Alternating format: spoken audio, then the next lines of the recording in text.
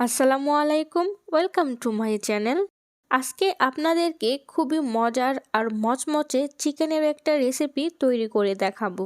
একদম ঘরোয়া উপকরণে তৈরি করতে খুবই কম সময় লাগে।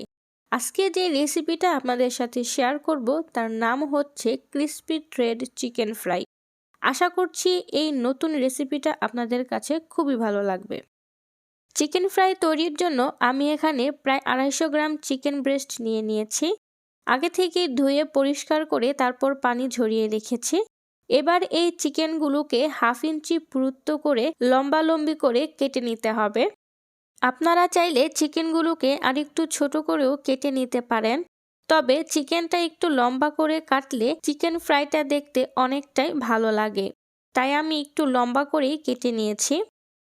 চিকেনগুলো কেটে নেওয়া হয়ে গেছে, এবার একটা প্লেটে তুলে নিচ্ছি। এবার একে একে এর মধ্যে মশলা অ্যাড করে দেব।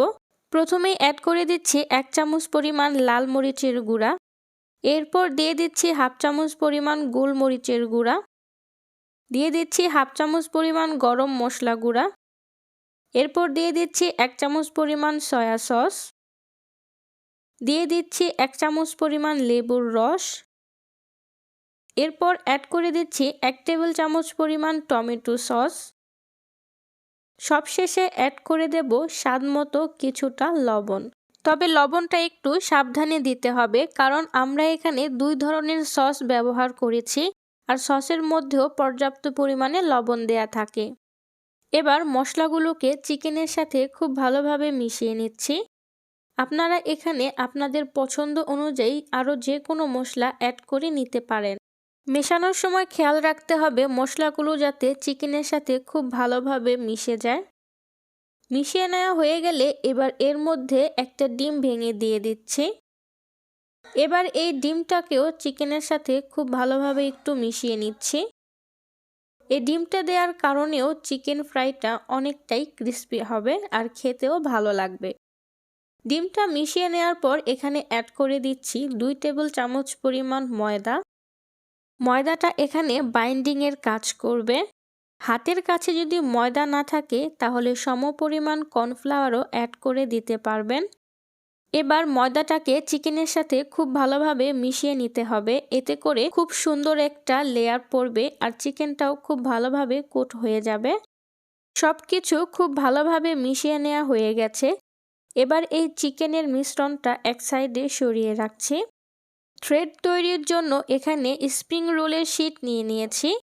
এই শীটগুলো আমার ঘরেই তৈরি করা, আপনারা চাইলে বাজার থেকে কিনে আনা রেডিমেড শীটও ব্যবহার করতে পারেন। এবার এই শীটটাকে চিকন চিকন করে কেটে নিতে হবে। আমি ছুরি দিয়ে কেটে নিচ্ছি, আপনারা চাইলে কাঁচি দিয়েও কেটে নিতে পারেন। আর আপনাদের পছন্দ অনুযায়ী সাইজে মোটা বা চিকন করেও কেটে নিতে পারেন। তবে যত চিকন করে কেটে নেওয়া যায় ভাজার পরে চিকেন ফ্রাইগুলো দেখতে একটু বেশি ভালো লাগে। এই শীটটা কেটে নেওয়ার পর দেখতে অনেকটা সুতার মতোই লাগে, তাই এই রেসিপির নাম ক্রিসপি থ্রেড চিকেন ফ্রাই। কথা বলতে বলতে শীটগুলো কেটে নেওয়া হয়ে গেছে। শীটগুলো যেহেতু একটার সাথে একটা লেগে আছে, তাই হাত দিয়ে এভাবে আলাদা করে দিতে হবে, তা না হলে চিকেনটা খুব ভালোভাবে কোট করা যাবে না। দেখতেই পাচ্ছেন আমি কাজটা কিভাবে করে নিয়েছি। আর এই স্প্রিং রোলের শীটগুলো দেখতে অনেকটা সুতার মতোই লাগছে। এখানে সবগুলো থ্রেড আলাদা করে নেওয়া হয়ে গেছে। এবার চিকেনগুলোকে কোট করে নেয়ার পালা। এর জন্য 1 পিস চিকেন নিয়ে নিচ্ছি। চিকেনটাকে এই থ্রেডের উপরে রেখে ঘুরিয়ে ঘুরিয়ে সেট করে নিতে হবে। চিকেনের টুকরোটা ঘুরিয়ে ঘুরিয়ে আর হালকা হাতে চেপে চেপে থ্রেডগুলোকে সেট করে নিতে হবে। যেহেতু আমরা উপরে ডিম আর ময়দার লেয়ার দিয়েছি, তাই খুব ভালোভাবেই চিকেনের সাথে থ্রেডগুলো লেগে যাবে।